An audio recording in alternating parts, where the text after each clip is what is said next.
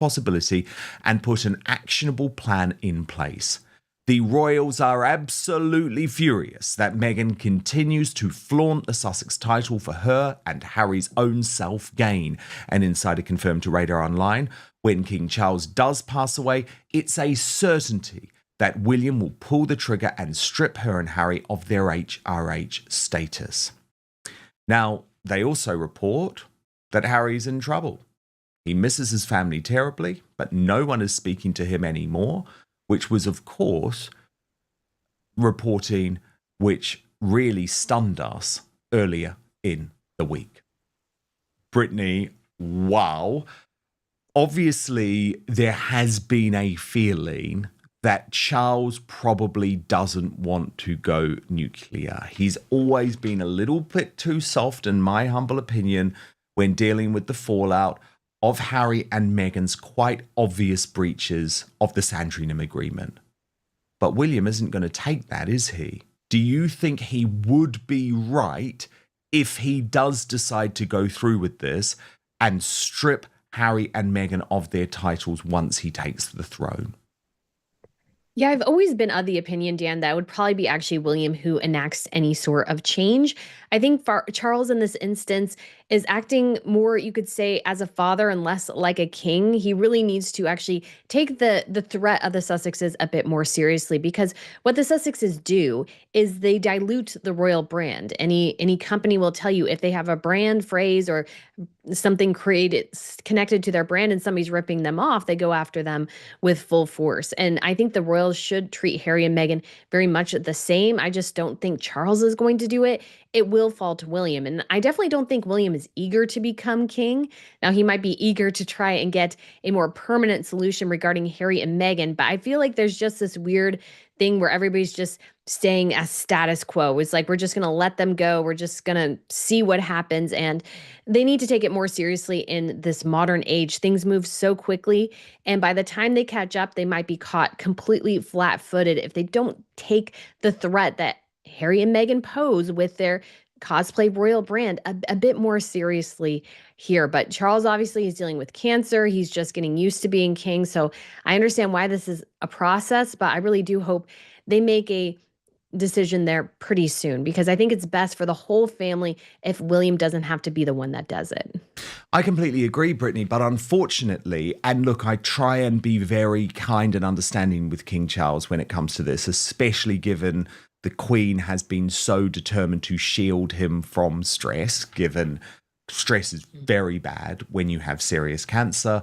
Of course, we know that Charles's cancer is very bad, Brittany. He might be living with this for the rest of his life. And I presume he keeps thinking that there's probably a way where this whole Meghan and Harry situation is resolved.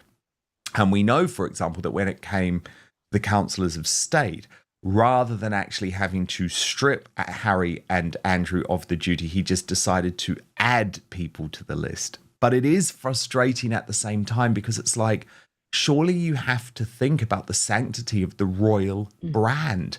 We are in a brand-driven world. Harry and Meghan cheapen the brand on a daily basis. It's not even like the stuff they're doing with As Ever and Netflix and Lemonada Media is at all classy or royal. It's just tacky and revolting. So you know, Brittany, I have been advocating for the removal of the titles from the moment they chose to leave the royal family, because unfortunately, I could always see what was coming. Yes, and I always thought as well as it's just something they should have considered for the future, because they need to have some sort of, if somebody has a royal title, one of the problems with the whole bullying allegations against Meghan Markle in the palace is that there was no recourse for a principal. They couldn't really discipline a principal like they could an employee. And so it's like, well, what do they do? And I think one of the things that should be an option is going, hey, if you're part of this family, we welcome you. This is great. But if you step out of line, if you decide you want to pursue something else, I mean, we'll still support you, but you leave the titles at the door when you walk out, sort of like a job. And I know royalty isn't totally like that in some ways, but I think they need to be stricter in how they are dealing with members of the family, because then you can sort of avoid situations like this where everything really, really does spiral. And I don't think the monarchy was prepared for somebody like Meghan in the slightest. And when it comes to the kids, I think the answer here is very simple. And it protects Catherine and William's grandchildren as well from Charlotte and Louis, is to say, to have a title from the UK, you must be raised and educated in the United Kingdom. You can't be raised and educated in California and still call yourself a prince and princess. You must be raised and educated, have the UK culture in order to justify having those titles. That way, if somebody decides to leave, they know that walking out the door. But Harry and Meghan, even though she claims to hate everything royal, desperately clings to it. And it's sort of pathetic at this point that they're still using royal monograms and stuff like that. It's like, oh my gosh, guys, you left this 5 years ago. Like, you need to do something else now. And you claim you hate it too. That's the thing. You claim you hate it. Brittany, is it true that other royal families have those sorts of rules where you have to be educated or live in the country in order to remain on the line of succession? Oh, fantastic question, Dan. This is definitely the case in Sweden. It's somewhere built into the constitution that the children must be raised and educated in country to keep their titles and places in the line of succession. So when it came to the case of Princess Madeline of Sweden, her family, one of her kids was born in actually New York City. Then they moved back to Sweden. They lived in London for a time, and then they spent 6 years in Florida and just relocated back to Sweden in 2024. And the government gave her a little bit of a leeway to raise her family as was appropriate for her husband's job and everything like that. But if they stayed away forever, yes, her children would lose their titles and places in the line of succession. So they made the decision to relocate back to Sweden in order, in part, to preserve that legacy. And so I don't know all the other families. I don't think they have quite the same rules, but a lot of the families have stripped lower members, so grandchildren of the monarchs who are born to the second and third child, of their HRHs. This happened in Sweden. Actually, the second son of the crown prince and princess, he's just a His Highness instead of a His Royal Highness. You have in Denmark, the Queen's second son, those children were all stripped of their prince and princess titles and given, in that case, count and countess. So we have situations where this has been done, where people have been publicly stripped of their titles. There's a little bit of blowback, but people understand monarchies are all streamlining. This is well within reason for Charles and the family to do this. And I don't think anybody would really be all that upset about it, Well, except for Harry and Meghan, because look, monarchies have to modernize all the time. And what we've got to think about is that the previous rules that were in place in connection to the line of succession were, for example, if a royal family was driven out of the country because of a war. But there is now absolutely no rationale why a potential future head of state should be living in America. In fact, it goes totally against everything that the UK unsuccessfully fought for during the American Civil War. But anyway, let's not go into that. Then you also have the fact, Brittany, that Meghan actually is so determined to become a billionaire. Now, lots of people say, well, this is never going to happen. But my point is that that means she is going to do things that are increasingly tacky, increasingly awkward for the royal family. And you posted on this whole plan of hers this week saying you've got to give it to Meghan. The delusions of grandeur have always been strong with her. No, she won't be a billionaire, but we see again why she married Harry. If he's not aware that she just saw dollar signs and not love, then he is a fool. Brittany, I totally agree with you, by the way, but that's strong. So explain what you mean. So when it comes to their marriage, and it's actually funny, I did a YouTube video on this ages ago that's still pretty popular, where Harry has little hearts around him and Meghan has little dollar signs. So it's always been the case that Meghan, I don't think, ever really was in love with Harry. She was in love with his title, his ability to make her more money, because she sort of flamed out as an actress. She knew she was aging out of the sex pot roles, and she was desperate for a rich, wealthy man because, to be quite frank, I don't think she had the talent to make it on her own. And so her desire was to find a guy, and Harry happened to be the fool to go for. But when you look at everything they've done, it's, especially this year, it's just an obvious soulish cash grab. I mean, trying to get people to follow affiliate links to buy her clothes, which I'm sure she designed in her throne room in her $15 million mansion, is ridiculous. She is just so desperate for money. She flaunts it. She wears all these bracelets and jewelry and everything.